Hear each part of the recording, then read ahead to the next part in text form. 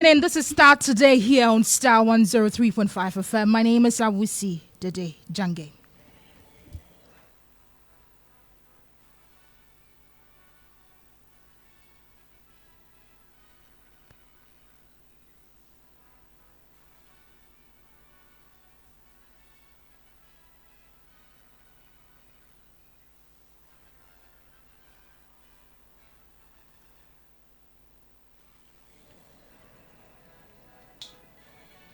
And this evening, West African Examination Council (WAEC) declares readiness for the over 500,000 pupils set to sit for this year's BEC despite government indebtedness to the council.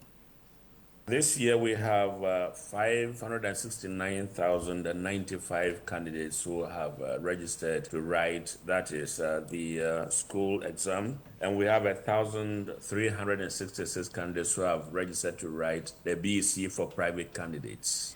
Meanwhile, the Ghana National Education Campaign Coalition has charged the examination body to beef up security and monitoring amidst a growing incident of exams malpractices. Teachers themselves help the students to be involved in more practices by solving questions for them, even in the examination hall. Call on the teacher unions, we call on other stakeholders, heads of schools, to ensure that they strengthen their system. We'll be live with the National Council of Parent Teachers Association and education think tank EdWash. Later, prominent member of the NPP, Dr. Kennedy Arthur, urges the party's flag bearer, Dr. Bawumia, to ditch President Akufo-Addo if he wants to win the upcoming December polls. He knows that the driver is heading in the wrong direction. So if the mate gets in the driver's seat, he should change direction. So if I was him, I wouldn't want the president anywhere near my campaign. Still in the bulletin, local governance expert Dr. Frederick Oduro impresses upon government to honor agreement with CLOSAC as their industrial action, which entered day 3 today, start biting harder. I mean, an agreement is an agreement. If two sides have come to an agreement, it's important that the MOU or even the agreement itself should be respected. Otherwise, it will be amounting to action. Star 103.5 FM. And also in a bulletin, Interior Minister justifies decision to hand over barracks of the Ghana Prison Service at Cantonment to a private developer despite agitations by officers over ejection notices. And this litigation, Mr. Speaker, has gone through legal processes and a ruling has been made. So the question between lands and interior and government not doing well does not arise because a judgment has been made. And Mr. Details of these stories and many more coming up shortly. Stay with me. Starr News is coming to you live on Ultimate 106.9 FM in Kumasi, Empire 102.7 FM in Takrady, Pool 103.5 FM in Go, Rage and Might FM in Tamale, Somali FM in Wa, My Star Radio in the USA. Also live on Facebook on Star 103.5 FM and on stars.com.gh around the world. This is Star 103.5 FM. Thank you so much for joining us on Star today here. The news is coming to you live from our Platinum studio here in Accra. And it's also streaming live on Facebook. Now, a total of 569,000 pupils are expected to, on Monday, July 8th, 2024, sit for this year's Basic Education Certificate Examination. This comes after assurance by WAEC, despite earlier concerns about the fate of the exams over government indebtedness to the body.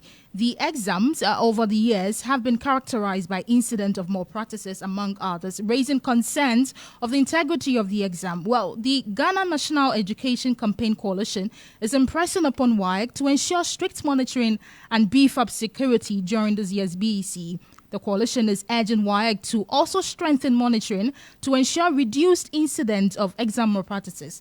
Let's take a listen to Bernice Imperi, who is the national coordinator for GNECC, who spoke to GH1 TV earlier today. the timely release of funds from government prepare adequately for this examination, and then also maybe inadequate monitoring and supervision by WAEC and then the invigilators leads to this examination malpractices. So we continue to engage stakeholders and then urge them to make sure that at least every year we improve on how the exams are conducted, making sure that we reduce all forms of malpractices. We make sure that invigilation and everything go well, and also avoid any form of leakages. You are asking for strengthening of monitoring and security. Now, what is the causative agent to the incidence of malpractices that we experience? Every year we talk about it, but we still go into the exam and come out with incidents or cases of malpractice. Yes, so one thing we are looking at is that we've realized that information regarding the examination is limited to the learners alone in the schools. Other stakeholders, community members are not involved on how they can all support for us to monitor the exams properly. For whatever reason, we don't know why. Even teachers themselves help the students to be involved in more practices by solving questions for them, by providing them with answers, even in the examination hall. This is one of our major concerns. And this is where we call on the teacher unions, we call on other stakeholders, heads of schools, district education directors, to ensure that they strengthen their system, that no teacher will be spared when such a thing is done. Well, the head of corporate affairs at WAEC, John Kapi, on the other hand, has assured that the council has put in place enough security measures to address issues of malpractices. Yeah, so far we are very well prepared. We started dispatching our personnel and materials yesterday, the 4th of July. We continued this morning. Some others will also be departing tomorrow, tomorrow Saturday. So I would say that we are on course, and come Monday, the exams will take off in earnest.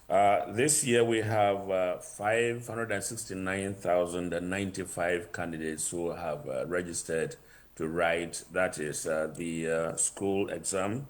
And we have 1,366 candidates who have registered to write the BEC for private candidates. So this morning I indicated in the news, the press briefing, that we receive 55.8 million, and that is enough for us to be able to conduct the examination.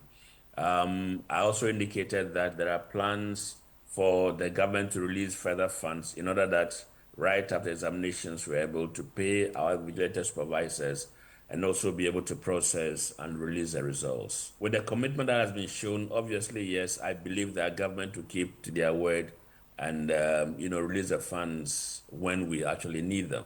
Previously, we had situations of this nature, but then it had to do mainly with candidates who sat for the WASP for private candidates. These were adults. Some of them may not have been the regular school system and so on.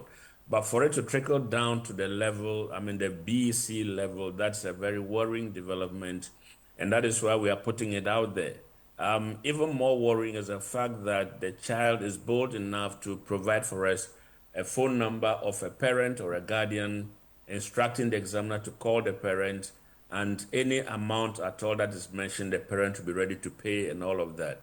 It does not give any signal that our children are willing to do straightforward work or honest work in order to get the results and be able to go ahead with their educational cycle. When we are marking, we provide forms for them to report any form of irregularity. So if, for example, there's collusion, if there's any form, let's say the use of AI, and then any other, I indicated that the insertion of money or writing there asking for help and that kind of thing, these are all punishable offenses. And so it's the examiners who report these things to us.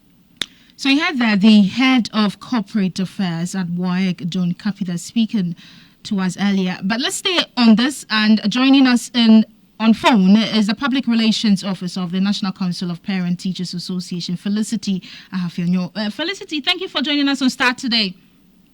Thank you.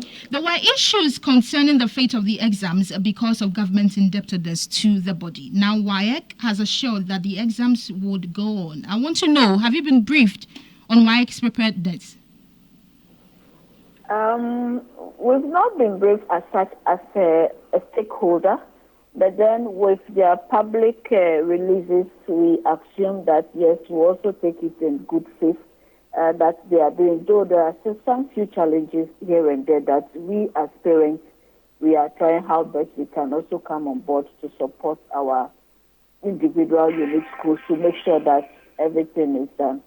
You mentioned that there are individuals, there are problems that parents, because I'm asking this because you had the corporate affairs, the man who just spoke to us, he's saying that parents are aiding children in more practices. I mean, calling parents and giving them money.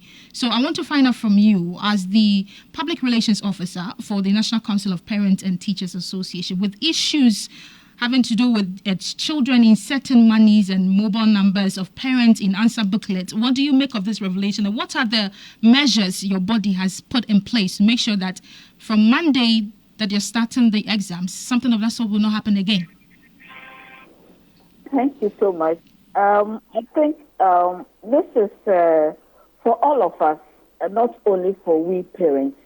To mention that corruption is taking its hold into everything, that everybody is looking for one way or the other to achieve whatever he or she wants in life, and gradually is creeping into our children.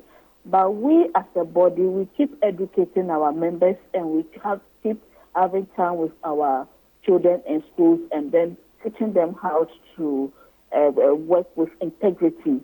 It's a challenge that we all need to put our hands together and be able to put a stop to it. If you said a parent will give a phone to a child, it's a difficult question to answer, but then we may not give it to them, but we may provide them for communication's sake, and the child will decide to do whatever he or she wants to do with it. Not talking of the things that they watch on our screens. So some of them will get some sort of insight from the screens that they are exposed to and try to implement it to see how it will turn out. It's an unfortunate issue, but then on our part, we keep advising them to be truthful to themselves, just do what they want, not to do what they want, but do what they can do. And when the results come to which school ever they place them, they should be able to go to those facilities. But aside advising the student and the parent, are there particular sanctions put in place to serve as a deterrent for people who end up being adamant? We are working with GES, and GES has come out with code of conduct or ethics. In it has spelled out all the sanctions that needs to be done if you are caught doing malpractices during the exams. These are the things that will be done to you. So that is what we have been working with. And you are showing us that from Monday going forward, that code of conduct is going to be enforced strictly. I'm sure, yes, it's going to be enforced strictly. And then that is why we are also pleading with the general public to also help us. The teacher bodies, they have been helping a lot, that they should make sure that at least they search all students before they sit inside the exam halls. Before I let you go, as PTA, what are your general expectations for this year's examination? We are expecting that it will be a free incident in terms of cancellation of our awards exam papers, and then we are hoping that they'll be able to write it peacefully. We are hoping that the results too will be good, and then also we are hoping that as many of them that are going to sit for it, at the end of the day, they will all get admissions into the second cycle. Okay, thank you so much, Felicity. You just had the Felicity Ahiafianyo, and she is the Public Relations Officer of the National Council of Parent Teachers Association, speaking to me. That we were trying to get a reaction from an education think tank, from the African Education Watch, Divine Pair, who happens to be a senior programs manager. I want to understand the over the years, it's been characterized with incidents of malpractices. How do we address this? But you're still listening to Starr today here on Starr 103.5 FM.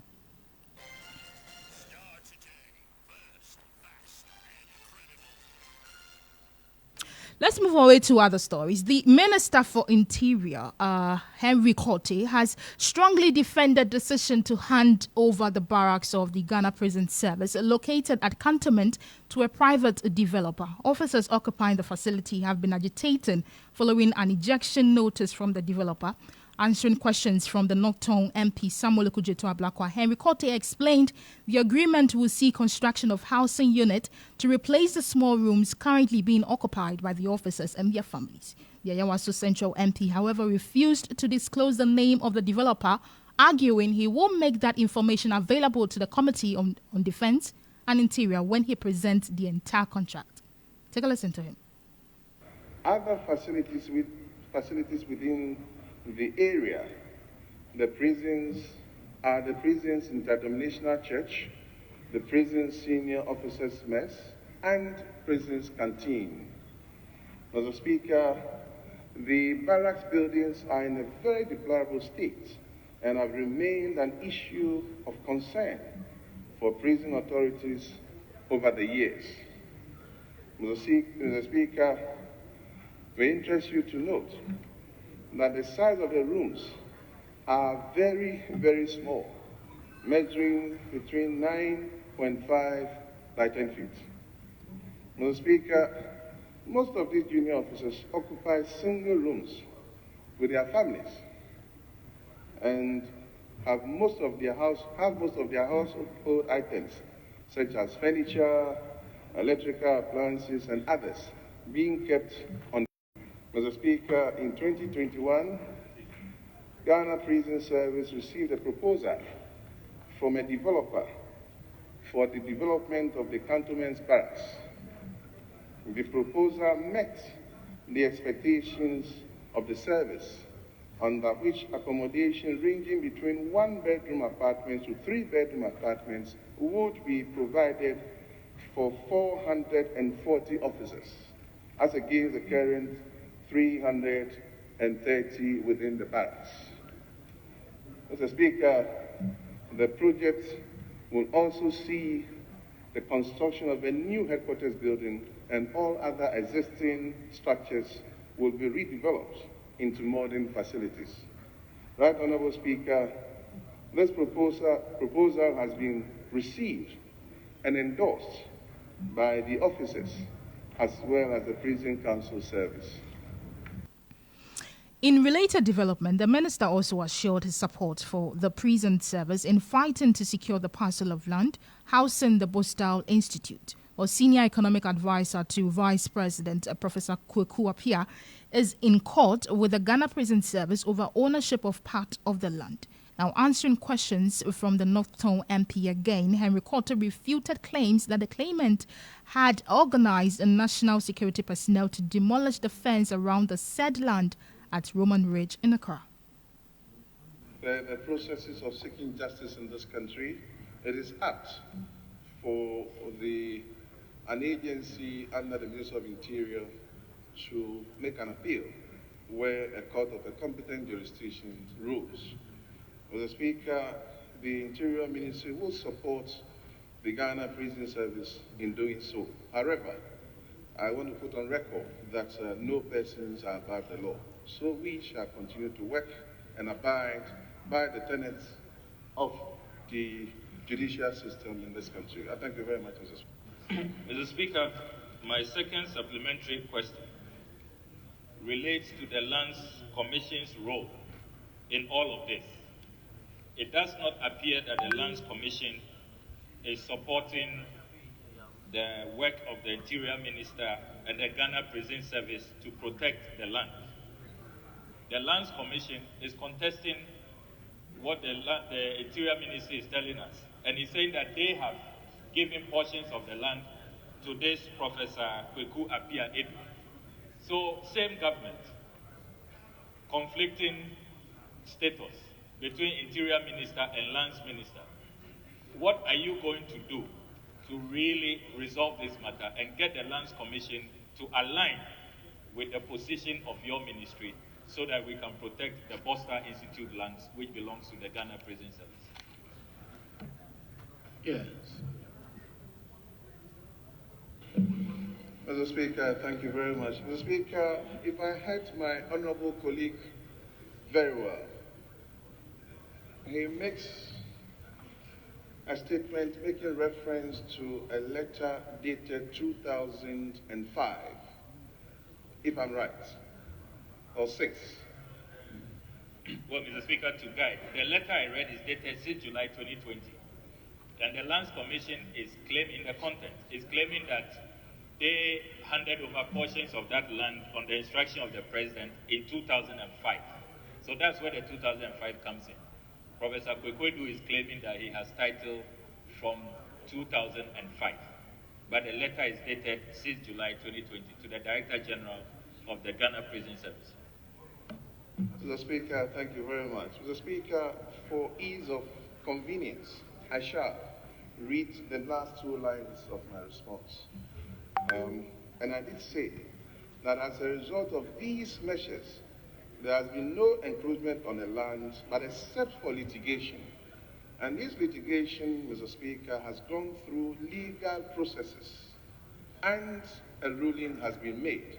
So the question between lands and interior and government not doing well does not arise, because a judgment has been made. And Mr. Speaker, my honorable colleague gave me an advice, which I took in good faith, for the prison service to make an appeal. So I think if it's the same person going back to what he just said, then I don't know whether I should carry on with his advice, or I don't know. I still want to be guided, Mr. Speaker. Thank you. Yes. Yeah, hello. So you had there the Minister for Interior, Henry Quartey, answering questions posed by Nocton MP on lands belonging to the Ghana Prison Service. Starr today, first, fast, incredible. Let's go back to our earlier story where WAEC has declared readiness for the over 500 pupils to sit for this year's VC's exams, despite government's indebtedness to the council. Let's speak to Senior Programs Manager with the African Education Watch, Divine Pay. Divine, thank you for joining us on Starr today. Thank you for having me. For purposes of education, the exams over the years has been characterized by incidents of malpractices, among others. There are a lot of numbers, statistics here and there. How do we address this issue? All right. We may not be able to totally address issues of irregularities, but our concern is to be able to at least reduce the rate at which we record incidents of irregularities in both BC and Awisi.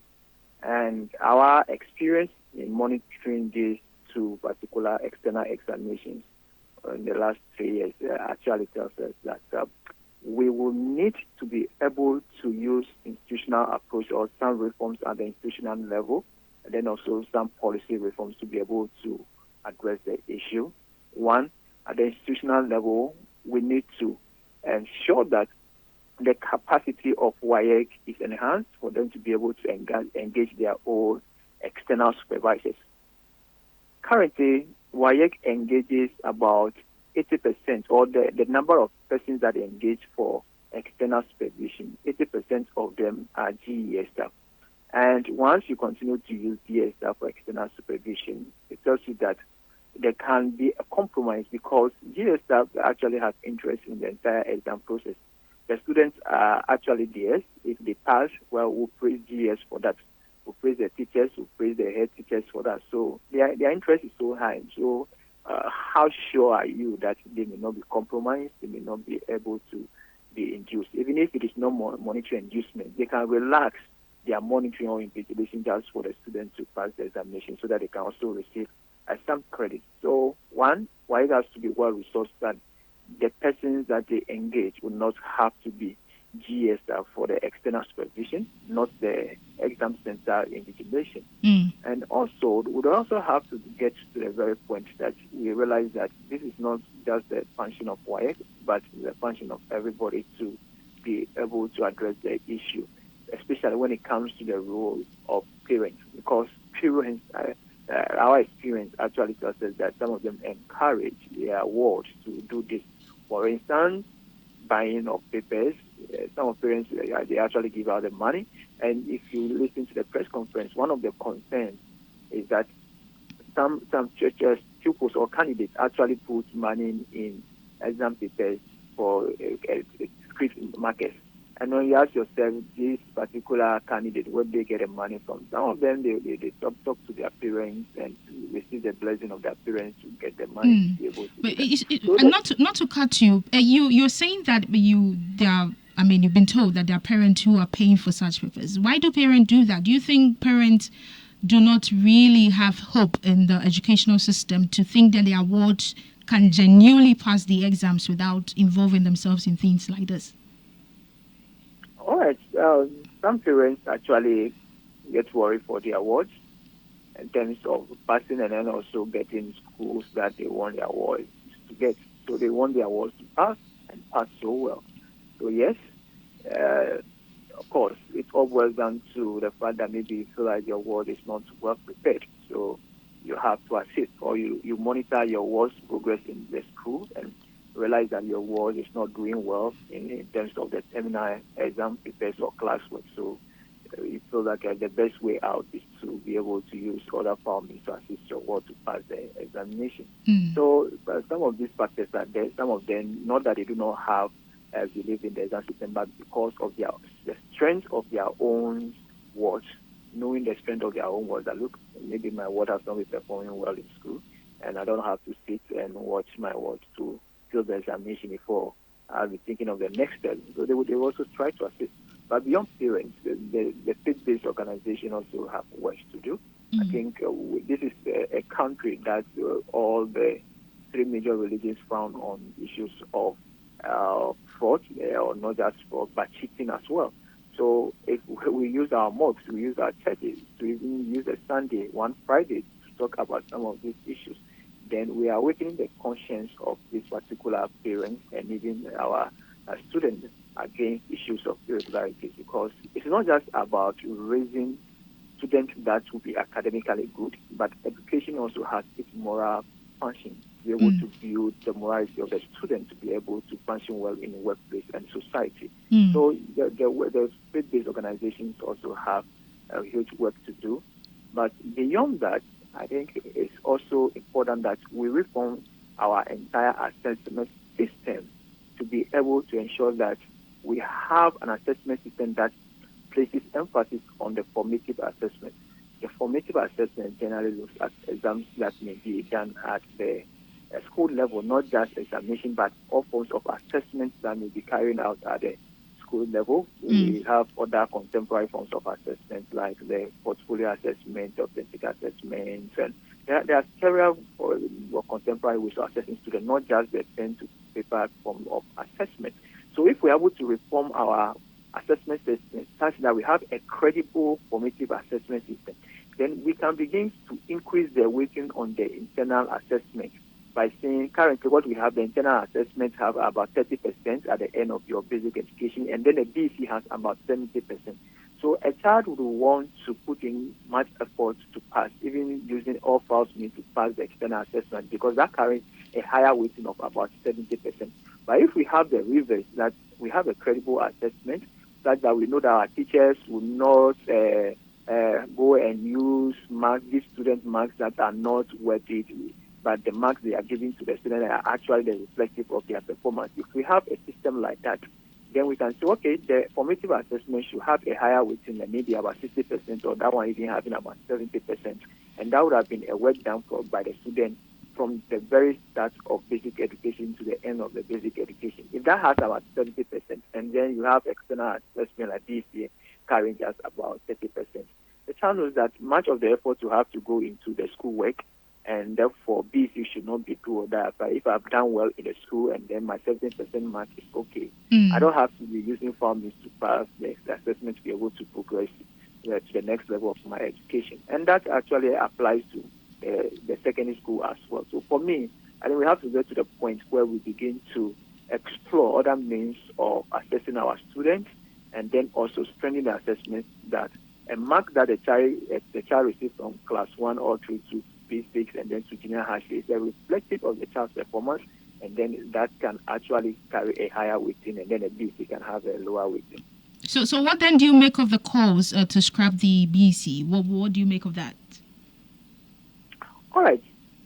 BC, if we want to remove it, then we would have to think of a way of replacing it with something, because currently BC itself, what actually is served is more of a placement function. You know, it is not much more of even about certification, but with the program to place the child and the school, first of all, the school to place the child, and then the program to place the child in.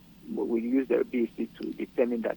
I don't think we will need the BSc. If we want to achieve universal secondary school education, then it means that we should have this seamless transition from junior high school to senior high school, you know, such that at least the minimum qualification a child in Ghana would have gotten when it comes to education or the secondary school education. That would be a plus for all of us, okay? But because you need to place the child in a school, you need to place the child in a program, and you are using examination to determine that. If you are removing a DEC, then you should have another means to use to place to do those placement functions. Okay, so for me, remove the DEC is not a challenge. I don't think even at this time we need the DEC. All we need to do is to strengthen the performance at the school level, and then students can seamlessly transit to the senior high school level and continue to work at that level. As we wanted to do it, the core common program, the child would have focused on the core subjects at the lower secondary school, which we call the junior high school. And then when a child gets to the upper secondary school, which is the senior high school, the child would have focused on the elective. That will mean that teachers will have ample time to equip the children effectively by the time they are completing their 6 years duration of secondary school education. That's a thoughtful idea, you see. But as I mentioned, once you still have to place the students, it means that you would have to have a way of determining where to place them and which program to place them. And you will still need some form of assessment for that.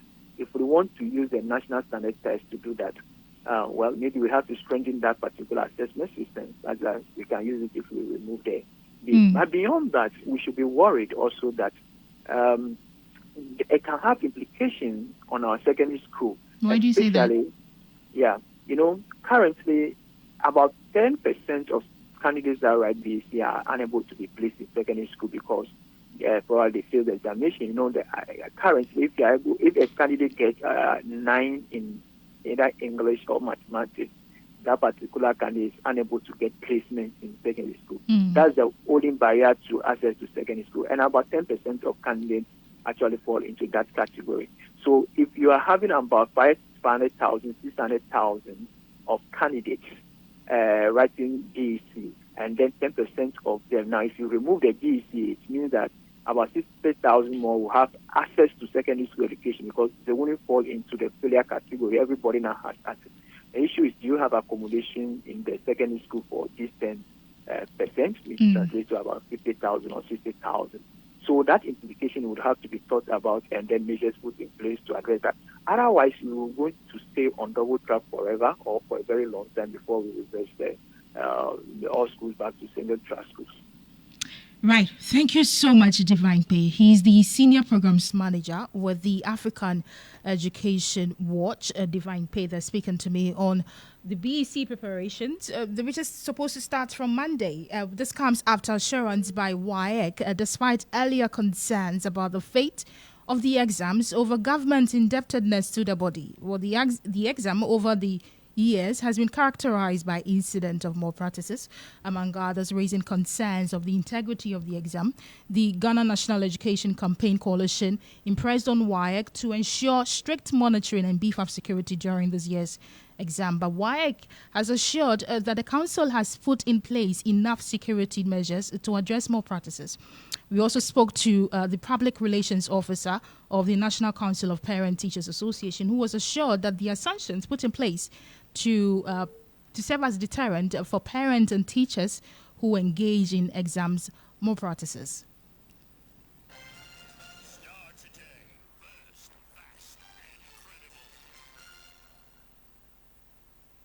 We are trying to speak to the head of corporate affairs at WAEC, John Kapi, to give us an understanding of the preparedness of WAEC towards the exams on Monday, but we're trying to reach him. But let's move on to other stories.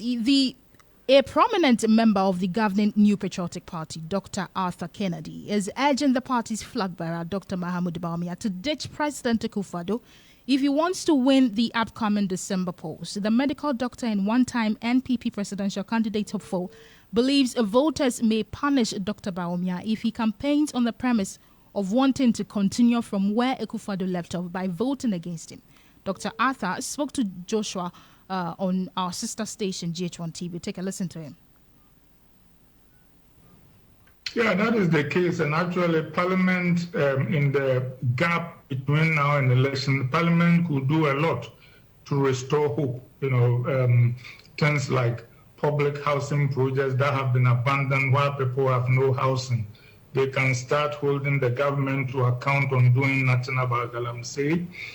They can start holding people to account about asset declaration forms that have not been made public, a myriad alphabet soup of deals that have not been probed, the death of the Techiman 8, the Sal case, the Santrophy Apafu, Lulubi and Lipe people who were disenfranchised the last time. These things by Parliament would begin to give people a glimmer of hope that the future will not be as dire as the present or the past. And in all of this, should the president play a key role or an active role in the campaign of Dr. Bawumia? If I was Dr. Bawumia, I wouldn't want him anywhere near my campaign. Why not? I mean, he says the president is the driver, he is the mate, so once the mate he wants to take over from the driver, he should have some lessons as a guide for him from the driver. Yeah, but he knows that the driver is heading in the wrong direction. So if the mate gets in the driver's seat, he should change direction. So if I was him, I wouldn't want the president anywhere near my campaign. But knowing very well how it works in the party and all, do you think that indeed Dr. Bawumia can be his own man and not have the president anywhere near his campaign? If he wants to win, he will be. If he doesn't want to win, then of course, the president was his godfather who blessed him with this nomination, and the president will take him to defeat. And from all that you have seen over the years, do you see that happening? Dr. Bawumia being able to really cut off? Well, we should always be careful about predicting what people will do. When you are staring at electoral defeat, sometimes you can do radical things. There are rumors, for example, that Dr. Opoku Prempeh was not the president's choice for running mate, but Dr. Bawumia picked him anyway. So I can't say what Dr. Bawumia will do or will not do, but I'm just saying that if I was Dr. Bawumia, the president will not be anywhere near my campaign, and I would boldly tell the people of Ghana about the mistakes that have been made, failing to protect the public purse, not fighting Galamsey, the myriad alphabet soup of corruption, judicial malfeasance, undermining the integrity of a lot of our state agencies and institutions, and pledge that I will forge the new path. So you had there a prominent member of the governing New Patriotic Party, Dr. Arthur Kennedy, urging the party's flag bearer, Dr. Mahamudu Bawumia, to ditch President Akufo-Addo if he wants to win the upcoming December polls. Let's go over the phone line and speak to MP for Old Tafo and also a member of the Bawumia campaign team, Vincent Eko Esifua. Hello, sir, and thank you for joining us on Starr today. Hello? Okay, we're trying to reach Vincent, but we understand that a prominent member of the governing New Patriotic Party, Dr. Arthur Kennedy, has urged the party's flag bearer, Dr. Mahamudu Bawumia, to ditch President Akufo-Addo if he wants to win the upcoming December polls. Well, the medical doctor and a one-time NPP presidential candidate hopeful believes voters may punish Dr. Bawumia if he campaigns on the premise of wanting to continue from where Akufo-Addo left off by voting against him. He spoke to Joshua Kojomensa on JH today. You heard that. And we're trying to reach the MP for Otafo and a member of the Bawumia campaign team, Vincent Eko, to understand what this means for the cause of... Right, we understand we have him now. Thank you, sir, for making time to join us on Starr today. Thank you so much for having me. Right, what do you make of Dr. Arthur's submission urging Dr. Bawumia to ditch President Akufo-Addo, in essence, move away from any affiliations with the president if he wants to win the upcoming December polls? I didn't get that. I'm asking that we just played a sound from a prominent member of your party, Dr. Arthur Kennedy, who is urging Dr. Bawumia to ditch the president and any form of affiliation with him if he wants to win the upcoming December polls. And you are part of the campaign team for Bawumia, and we want to find out what is your initial reaction to this? So, on whose track record is Dr. Mahmoud Bawumia going to campaign? So, in essence, it would be very surprising for me if any smart presidential candidate can move away from the credibility and the track record of His Excellency Nana Addo Dankwa Akufo-Addo. Because His Excellency Nana Addo Dankwa Akufo-Addo is the current President of the Republic, the de facto leader of the New Patriotic Party. Until His Excellency Mahmoud Bawumia was elected the presidential candidate, he's been president of this nation since 2017. How can anybody suggest, with the greatest of respect, that for the 7 or 8 years that Nana Addo Dankwa Akufo-Addo has been president of this republic, a presidential candidate that is emanating from the same party should distance himself from Nana Addo Dankwa Akufo-Addo because of what? I think he's saying that because of the supposedly terrible track record of the president, according to... But that is what I am disagreeing with the greatest of respect with Arthur Kennedy. Because I think that since the Fourth Republic, 1992, I have not seen any performing president apart from His Excellency Nana Addo Dankwa Akufo-Addo. Because you see,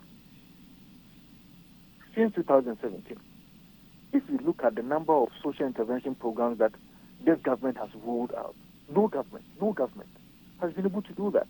Unless, of course, anybody can prove to me with data. No government. So, on what basis is Dr. Mahmoud Bawumia going to campaign without the track record of Nana Addo Dankwa Akufo-Addo? Yes, I disagree that His Excellency Mahmoud Bawumia is a different person altogether.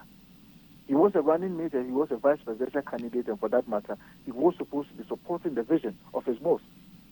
Yes, he is now the presidential candidate, but first and foremost, he is a presidential candidate for a particular political party. It is on the basis of that political party who is in power that he is going to, as it were, campaign to the Ghanaian people. So I disagree with any suggestion that he should distance himself from Nana Addo Dankwa Akufo-Addo. Then, of course, what is the NPP going to say? It means that we are not going to have any vision, or we are not going to have any track record whatsoever to campaign on. The Ghanaian people signed the social contract with the New Patriotic Party, the Elephant Party, in 2017 and 2020. Based on that social contract, do we deserve a renewal? That is the kind of conversation that we should have. But then the vice president have been heard on numerous occasions that he is the man, he's a man on his own, he carries his own vision. Is that not him ditching the president already? No, The fact that he carries his own vision doesn't mean that he cannot also campaign on the track record of a government that he has been part. Because don't forget, he's been the most effective vice president ever in this country. And if you look at his own record, for the past 8 years, he has led more than 30 new initiatives to support Nana Dankwa Akufo-Addo. He cannot say that he should distance himself from his own track record.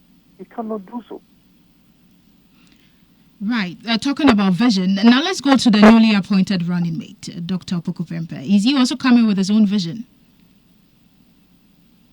Dr. Marty Opoku Prempeh is a running mate. And a running mate is supposed to be supporting his boss. He has no vision whatsoever. All that he needs to do is to support the vision of His Excellency Dr. Mahmoud Bawumia. Simplicity. Do you agree with those who say that he was just chosen for his pull in the Ashanti region? Do you agree with that? He was just chosen for what? He was just chosen for his influence in the Ashanti region. Well, I do not think so. It may be a reason, or it may play a part as to why he was chosen. But I know the kind of person Dr. Mahmoud Bawumia is. I have gotten the opportunity to get closer to him. Feeding into the kind of person that he is, and if I want to feed from his mind, Dr. Mahmoud Bawumia will always want a ticket, a running mate that can bring new initiatives like himself. He wants somebody who can work hard like himself.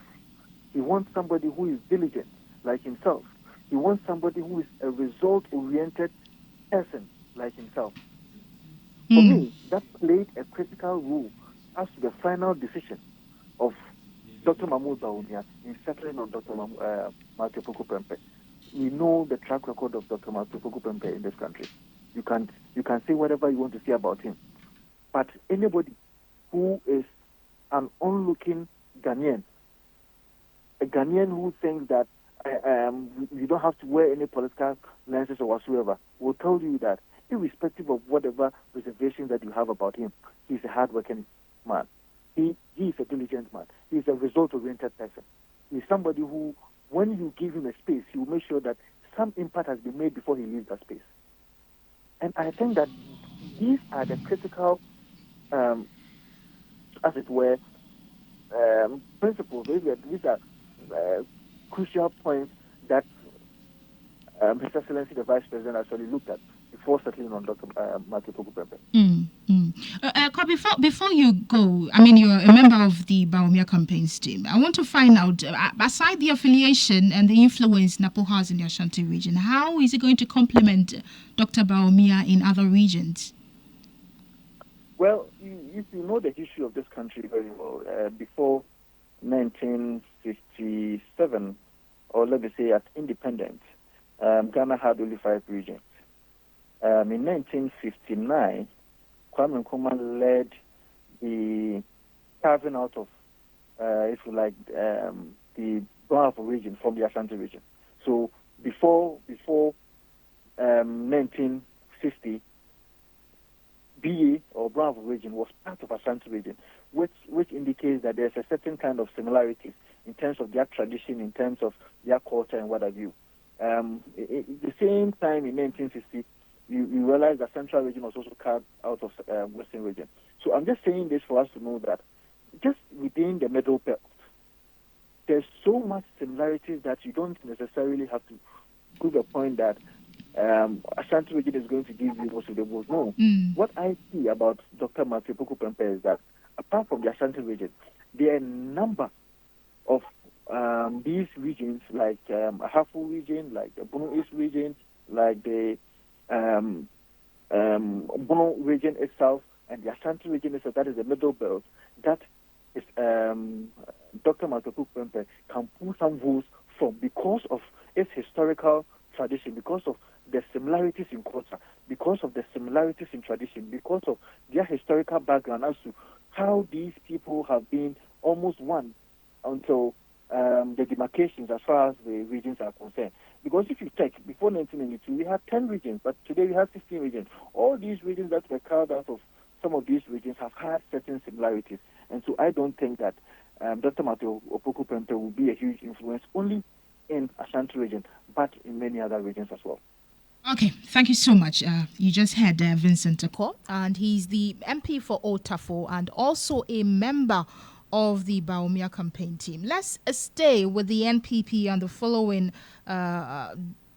the approval of Dr. Matthew Opoku Prempeh as running mate of the NPP. The party has subsequently announced a roadmap for the election of a new parliamentary candidate of the party in the Menchia South constituency. And my colleague Adam Kojo is in the studio with a copy of the letter. Adam, what is the party saying? So, Awisi Dede, by virtue of Dr. Matthew Opoku Prempeh's nomination as running mate, automatically means that he vacates his Menchia South ticket or parliamentary candidacy that he had just January. And so the party says New Patriotic Party approves timelines for Menchia South parliamentary primary by-election. The New Patriotic Party has approved the timelines for holding a parliamentary primary election at Menchia South for the by-election following the nomination of Honorable Matthew Opoku Prempeh as the party's running mate for the 2024 general election. The approved timelines are as follows. Nomination will be opened on Monday, July 8, 2024 and closed on Tuesday, July 9, 2024. Now, election will be held on Sunday, July 14, 2024. Now, the party says an aspiring parliamentary candidate shall procure nomination forms after the payment of a non-refundable application fee of 3,000 Ghana cedi in banker's draft in favor of the New Patriotic Party National Headquarters, Accra.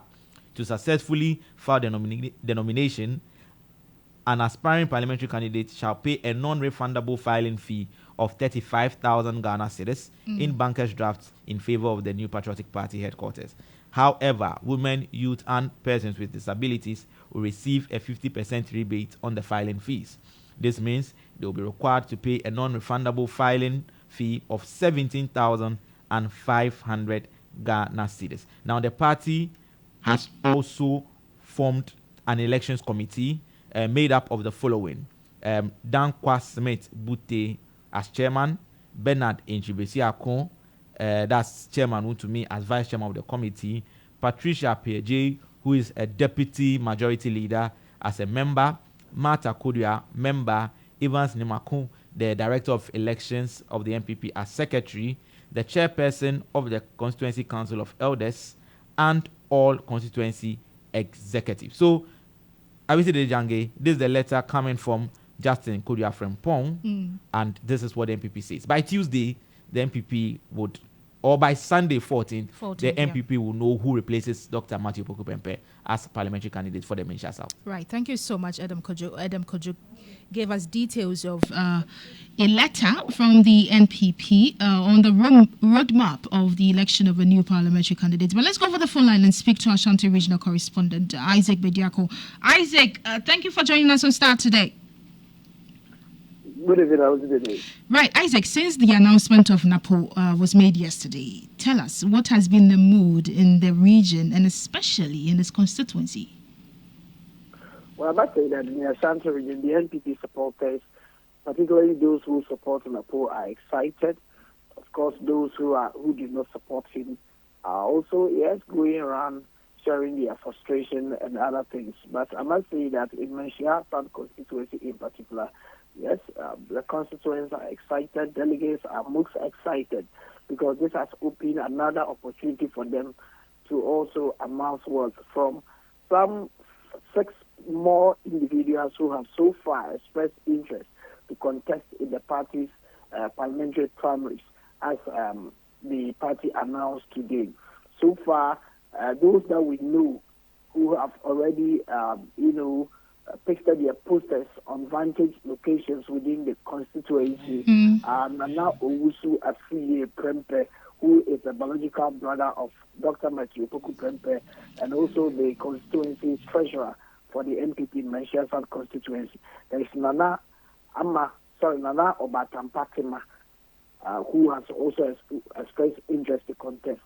We have lawyer Nana Ajayi Bafo Awia. He has also expressed interest to contest.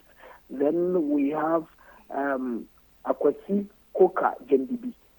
He's also going to contest. Then Kwabena Ado Amankwa and lawyer Kingsley Bunsu Chichi. So these are the 6 people who have expressed interest to contest. But interesting enough, and lawyer Nana Ajay Bafo, we are the personal lawyer of the Malaysia South Member of Parliament, Dr. Matthew Opoku Prempeh. And So his brother and his lawyer are also vying for his seat. Yes, and in the party's main primary that elected Dr. Matthew Opoku Prempeh as their parliamentary candidate. Lawyer take the forms, but when Napu also take his forms, he decided not to contest again. He can't contest it more, so he decided to step down for Napu to go. So information I'm picking from the constituency indicates that Napu assured him that any opportunity that comes in the constituency, he will give his support to him. And so with this opportunity that has come, I'm learning that Napu is showing his support behind the lawyer because of some sacrifice that he made for him. At the expense of his brother? And yes, that is what I have been told. And his brother has also declared his intention. So that is what is happening. And of course, in the Malaysia South constituency, if you look at history, J. Kufuor, former president, served there as an MP. Lawyer Kwame Adokufuor also served there as an MP. Then Dr. Matthew Opoku Prempeh. And these 3 individuals are coming from the same family, that is from the Apijati royal family. And so now the 4th one is the Napu's biological brother who has also expressed interest to contest. So if you go to the constituency, those who are not in support of Dr. Matthew Opoku Prempeh's brother are saying that, yes, this seat can never be a family seat. And so this time around, there's the need for them to look for a different person to also come and serve the constituency. It's becoming a royal seat, and they cannot allow one family to take control of this particular parliamentary seat. So these are some of the campaign messages opponents against Dr. Matthew Opoku Prempeh's brother are carrying around in their campaign activities in the constituency. Okay, so let's. I understand Helena Pinamang sometime contested Dr. Opoku Prempeh. Is she likely to be a front runner this time around? At the moment, I'm not sure, because if you listen to the conversations around, the lawyer is very much loud in the constituency, and I mean lawyer Nana Ajay Bafo Awia. He's very loud in the constituency. But information that I'm also picking is that the constituency chairman, who is very influential in the constituency, the person of Oforiata Tonton, also has the backing, is backing Dr. Matthew Opoku Prempeh's biological junior brother. And so that makes it very difficult for anyone contesting this election, because Tonton is more like the bangura of the party in the constituency. It's very loud and respected. So whoever he threw his support behind is likely to be considered by the delegates who believe in him. So that is the situation at the moment. Isaac, before you go, we are learning of a grand unveiling from Napo. Have you picked any plans of a possible grand unveiling of Napo in that region, the Ashanti region, specifically his constituency? Yes, when I spoke to Elijah Buba, the constituency organizer for Malaysia South, he confirmed that yes, the entire national is expected to be in Kumasi on Wednesday.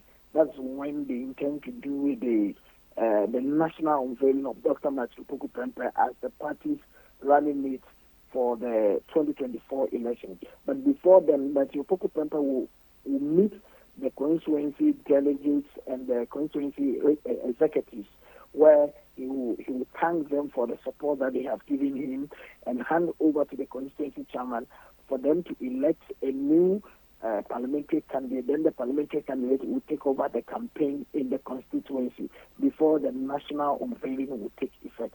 So that is exactly what they are doing, preparing for this weekend. Then from Monday going, all other activities will be done in public. Okay, thank you so much, Isaac Bediako. That was our Ashanti regional correspondent giving us an understanding of the general mood in the region after the announcement of Napo as the vice presidential candidate. Starr Today, first,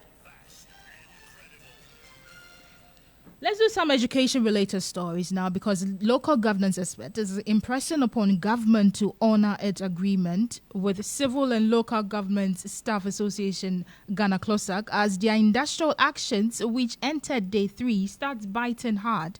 Regional coordinating councils, metropolitan assemblies, and other government agencies are feeling the pinch as CLOSAC lay down their tools over government's failure to implement a new salary structure that was agreed upon in 2020. On Wednesday, GLOSAC members opted out of a scheduled meeting with the National Labour Commission, the Fair Wages and Salaries Commission, and the Ministry of Finance and Employment and Labour Relations.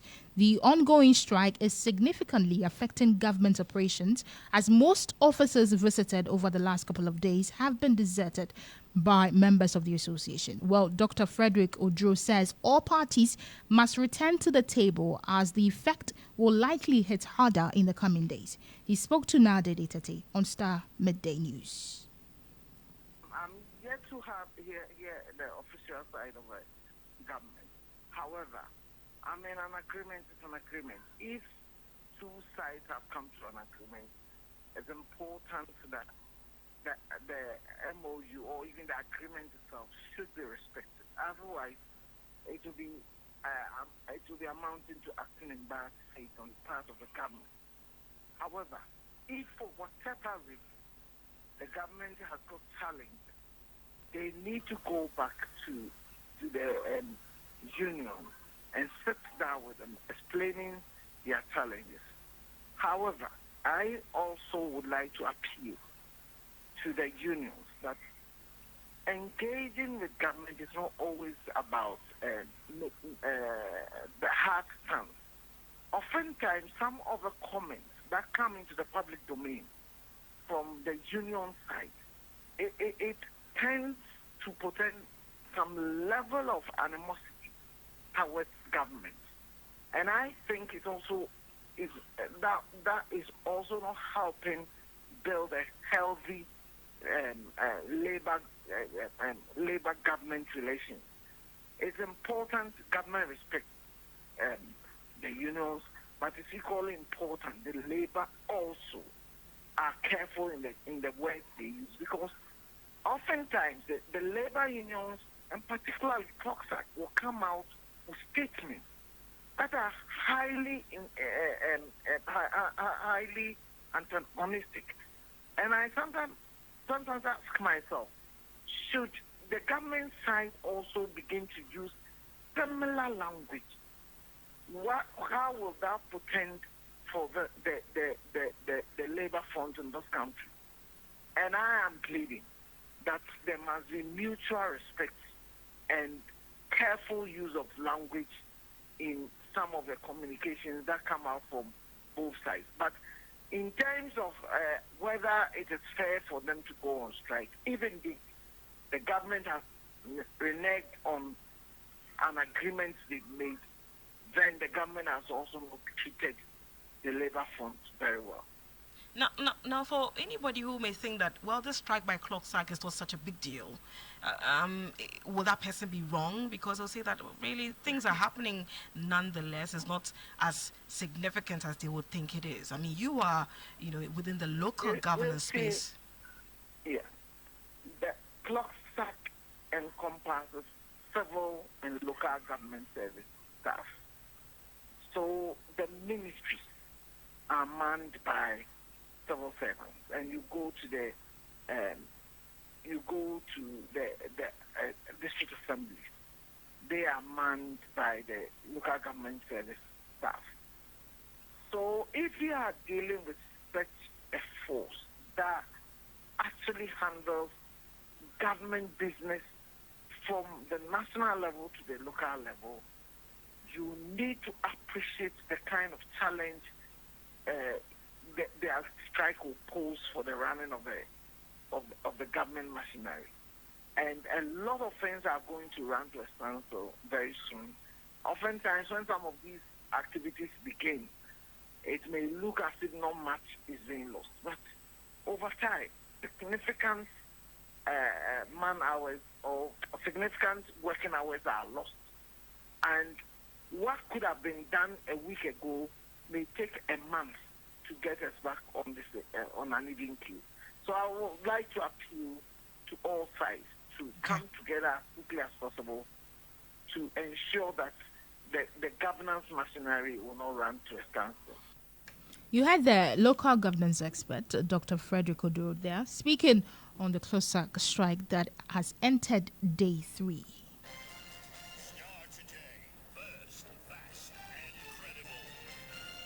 To education in the Volta region, several children of school-going age are stuck in their homes in Adokbakope, a community in the Agotimeziope of the Volta region district, due to the unavailability of educational facility in the community. The closest school to these children is more than 4 kilometers away in a nearby community, limiting their access to education. My colleague, Volta regional correspondent Faisal Abdul Idrisu, has more on this report. Faustina and Vincent are both school children from Adokbakope with big dreams for the future. But to achieve their dreams of making it to the top, they would have to walk a total 8 kilometers daily to be able to access a school, since there are no educational facilities in their village. I want to become a pilot someday, but there is no school in my village. I have younger siblings who want to go to school too, but they can't walk the distance I walk, so we need a school in the village.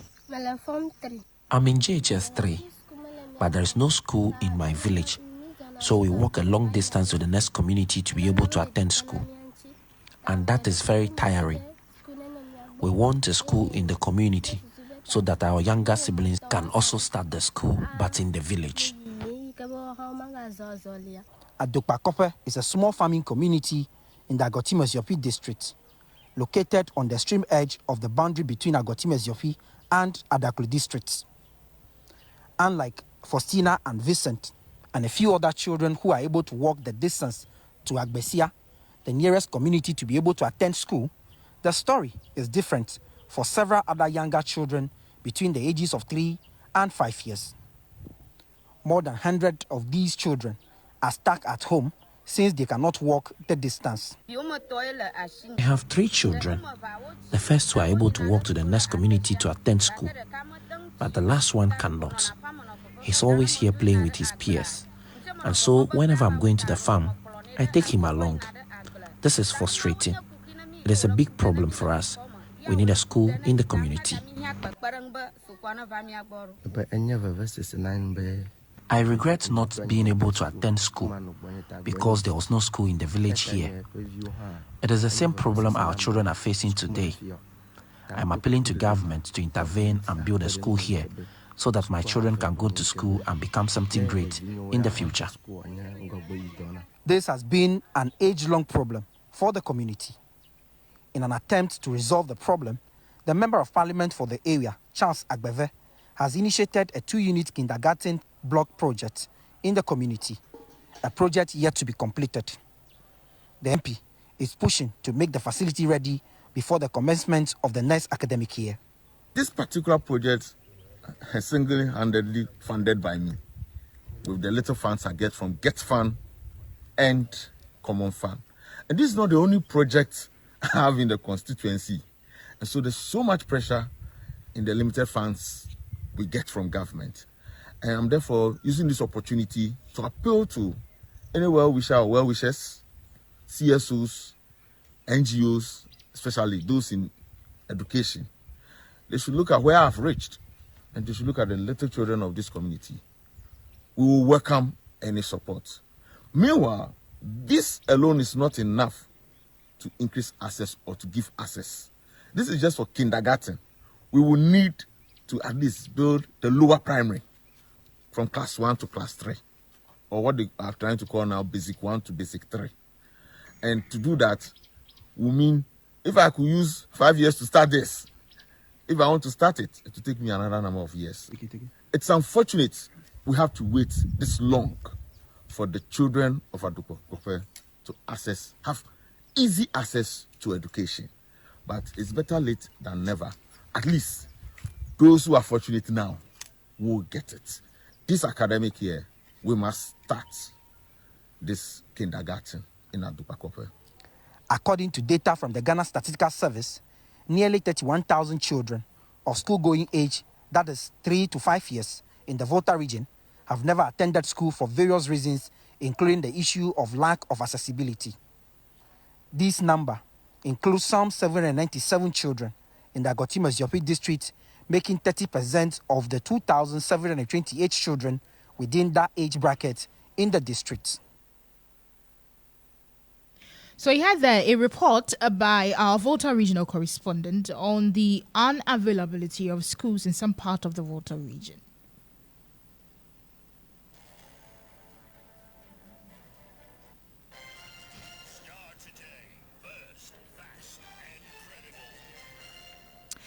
Let's do some menstrual health stories now in the Central region, because female pupils in Ejumako are lamenting the lack of funds to purchase menstrual hygiene products during their period.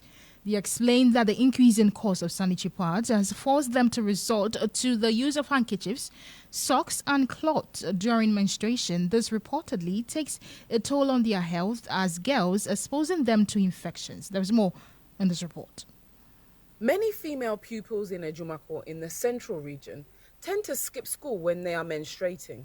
They decry the lack of funds to purchase sanitary pads, a situation that forces many of them into transactional sexual relationships. They are appealing to government, non-governmental organizations, private individuals and philanthropists to help them with sanitary pads in order not to resort to unhygienic alternatives such as handkerchiefs, socks, cloths, and sometimes leaves.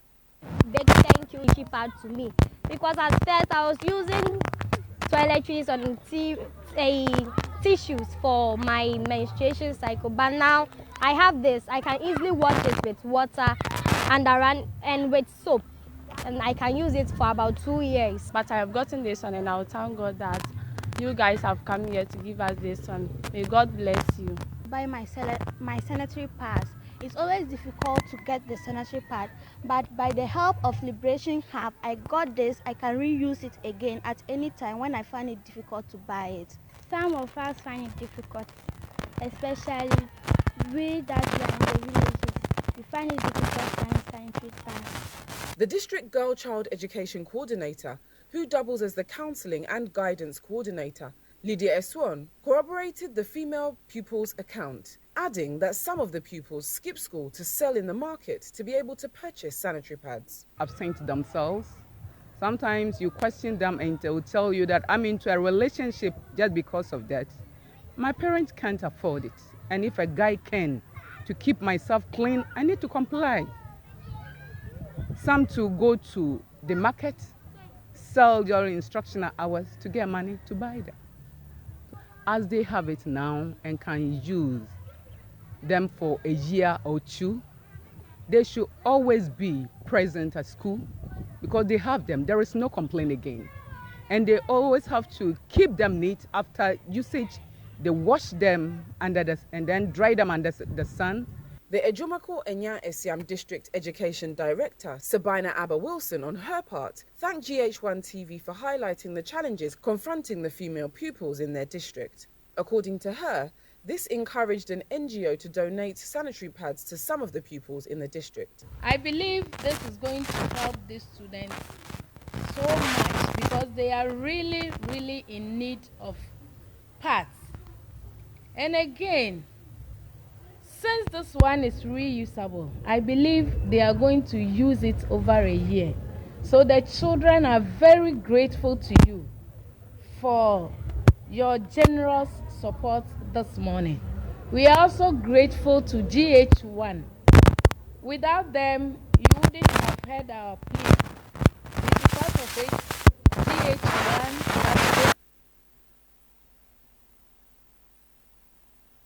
So you had a report, we apologize for that terrible sound, but that was a report on Ejumako schoolgirls decrying of lack of funds to purchase sanitary pads.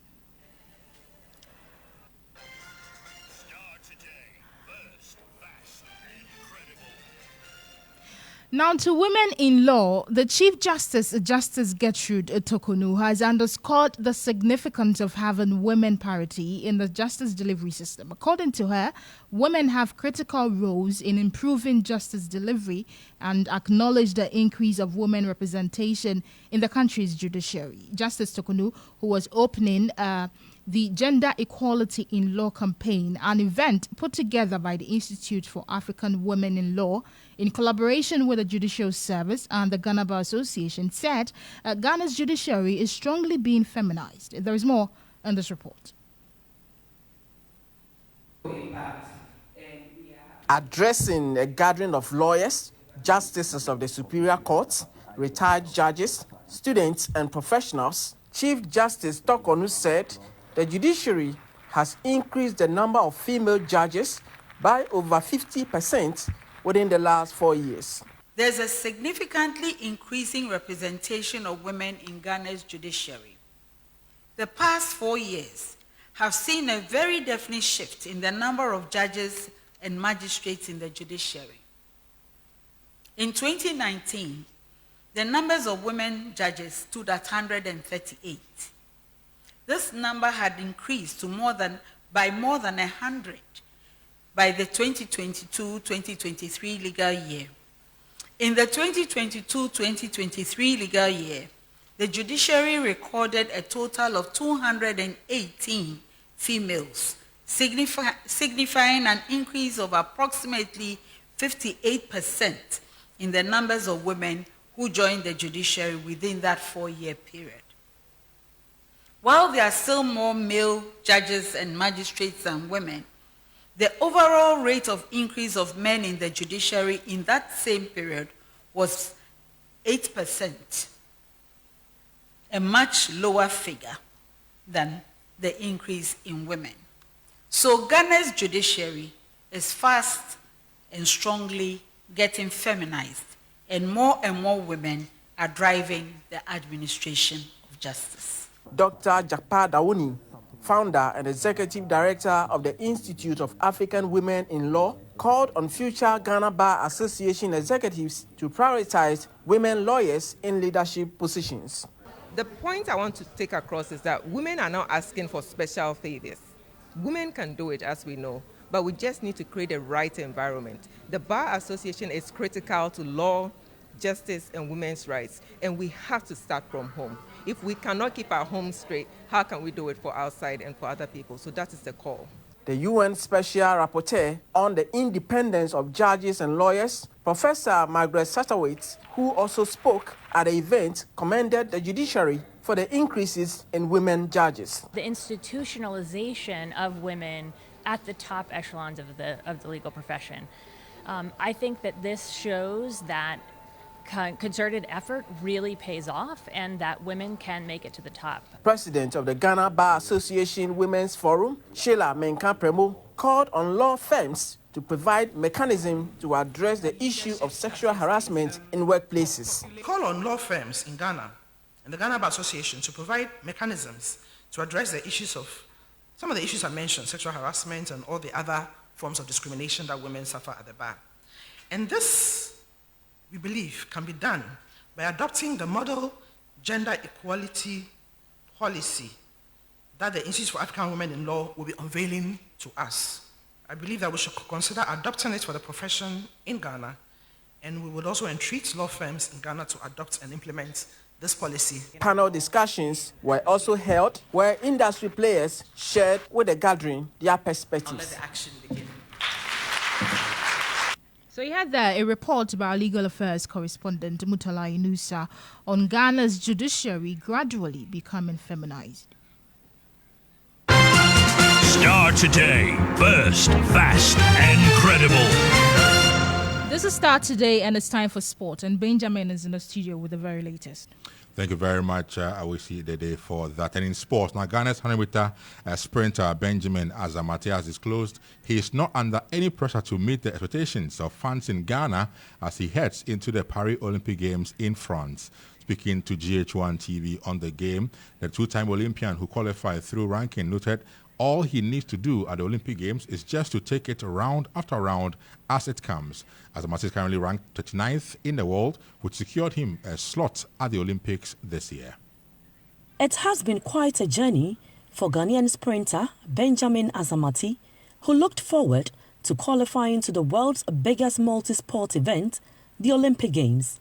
Beginning on a rather slow note, after injury during the African Games held in Ghana, the 26-year-old took it a day after the other as he put in the efforts to make sure he makes it to the Olympic Games in order to complement his career and also to meet the targets of his sponsors. It comes with a little bit of pressure. I mean, I want to get there myself, and then also, your sponsors want to see you there, want to see you line up.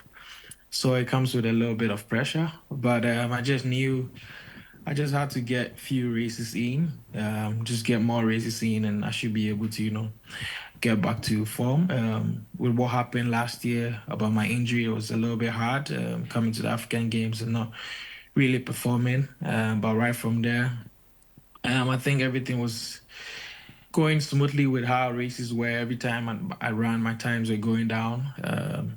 And so I knew it would all come together. I just had to keep my head up and keep on racing.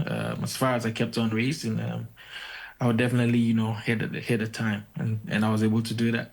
The journey of the qualifying series did not come easy for the US-based Ghanaian athlete, with the pace of his sprints after injury becoming a threat to his qualification. As Amati noted, together with his coach, they had to be strategic in their quest to qualify. But it's just more about being strategic. We knew at that point in the season, I was not running really fast, so we had to be strategic with the kind of meets that we go to. Looking at the meets, the category A meets and the Diamond Leagues give you a lot of points for you to be able to be ranked. And so those were the meets that we were looking at. We looked at 5 of those races, 5 of those category A meets. So I could be able to run there and then get enough points for me to be ranked. And I think we did that very, very well. And then having to run that last race, which I won, also gave me a lot of points, which also helped me in my ranking. This milestone clocked by the Ghanaian athlete does not only highlight his personal dedication and hard work, but also places Ghana on the global athletic stage, as Amati's journey to the Olympics is a testament to his relentless pursuit of excellence. The Paris 2024 Olympic Games takes off this July 26, with athletics commencing on August 1. Benjamin Azamati, when asked about what Ghanaians should expect from the 4x100 relay team as well as his personal event, here is what the West Texas graduate had to say. Yeah, I always say this. As much as the fans want it, we also want it for ourselves as well. And so we will go there to put up our best performances. It's hard to, tell fans what they should expect. Otherwise, when things go south, the criticism becomes too much. And so not to put pressure on anybody, not to put pressure on ourselves. We are there to do our best. We know the country that we are representing. And so we are there. We will be proud to put on the jerseys and then go out there and give out our best. Benjamin Azamati will be representing Ghana at the Olympics along with Rashid Saminu, Rosie Yeboah and the men relay team for athletics, while Harry Stacey and Joselle Mensah represent Ghana in swimming. A special report by my colleague Monica Bukari on Benjamin Azamati's preparations for the Olympic Games. Currently, the Euro Championship is ongoing. One game is on. 114 minutes played. It means extra time. It is 1-1 between Spain and Germany. And later on at 7 p.m., we will have France in action against Portugal later on this evening. That should be it for our sports. Thank you, Benjamin. Starr Today. First, fast, and credible. Well, have you been conned before, and what did it take to con you? What does it even take to con a whole nation? And more importantly, why? We may not have the answers to these questions, find one soon. But in this report I'm about to play, Alec Plemawuku takes us through 3 of the numerous scandals single-handedly undertaken by fellow Ghanaians. Take a listen to this report. We present to you Foster Atamensa, a computer scientist. Foster. Back on great researches around the world, discover great people who are making tomorrow's world. My name is Ebenezer Smith. Okay. I'm from Ketekrachi. That's where you get your Krachi powers. What do these 3 have in common?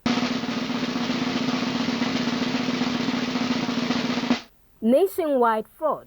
Yes, scamming a whole country in this age of social media and digital proliferation. I've never given such a long introduction to any of the programs we've been hosting here. Nobel, at your age, tell me, how did you do it? What's your story? I always wanted to develop machines, especially robotics. And my aim was to develop a mechatronics, either Android or humanoid machine robotics or automated reason, what we call artificial intelligence today. Exactly 10 years ago, fraudster Foster Atamensa hoodwinked the pulse of the nation, GTV, when he told the national television he was the then chairman of African Computer Society and the fourth youngest Ghanaian African scientist to work at NASA.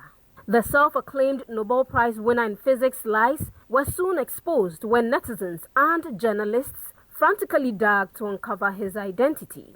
But just when we thought the dust had settled, several top media personalities and distinguished Ghanaians were left with a PR nightmare when they were awarded fake awards by a non-existent entity, Global Blueprint Excellence Award, led by one Dr. Kwame Owusu Fojuo. Back on great researchers around the world, discover great people who are making tomorrow's world a better place. And we found one best and great leadership of our landscape, Ghana and Africa, Professor Ebenezer Odro-Owusu. The Dr. UN Awards, as this scandal has come to be known, was revealed to be another fraudulent event on a grand scale after it was reviewed on X, formerly Twitter, by inquisitive users. Mind you, we were supposed to be fighting COVID-19. The ridiculousness of the scam lies in the fact that awardees were actually presented feeding bottles, plates, bowls, and even serving trays, allegedly. The scandal still haunts some recipients who still do not believe how they fell for the lie. I don't know about any Dr. Fojo in this mix. It's a letter that came. Okay. But I should have known later on. And I say, who say? Rubbish. No. Years down the line, Nkrumah's Ghana has yet again witnessed another outrageously monumental deception, not from outer space or NASA, nor the United Nations, once headed by the illustrious son of the land, Kofi Annan, but from the kitchen of a certain Smith. Hilda Bassi is an inspiration to me. Okay. I don't know when any other person submitted the application, but my first application was submitted on June 2nd, 2023. Okay. And it was not approved.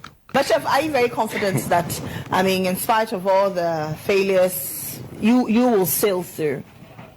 Very, very confident, and then the Ghanaians should watch out for victory. Ghanaians should watch out. Chef Ebenezer Smith began cooking from 1st February to 6th March 2024 with some fanfare at the Amedia Shopping Center at Spintex here in Accra. He claimed to have cooked for 820 hours, although he said he was initially targeting 1,200 hours. Together we have made history, and I am deeply grateful for being part of this wonderful community, and also believing in the power of hard work and perseverance. I am Millennium Chef Smith, Guinness World Record holder for the longest cooking marathon. But who knew that in the Guinness World Records fever that gripped the country, a recipe for a fake record was simmering in Chef Smith's pot? We could say he stirred the pot when the Guinness World Records revealed it was not aware of Chef Smith's participation, much more conferring a win. What then does it take to hoodwink a nation? False patriotism and sheer bravado? But the question everybody wants an answer to is why? Why spend time and effort on a seemingly frivolous yet detrimental undertaking? And more importantly, will we fall for the next one? Hopefully not. But like they say, the devil is in the details. A beautiful report by my colleague, Elik Plemaruku there.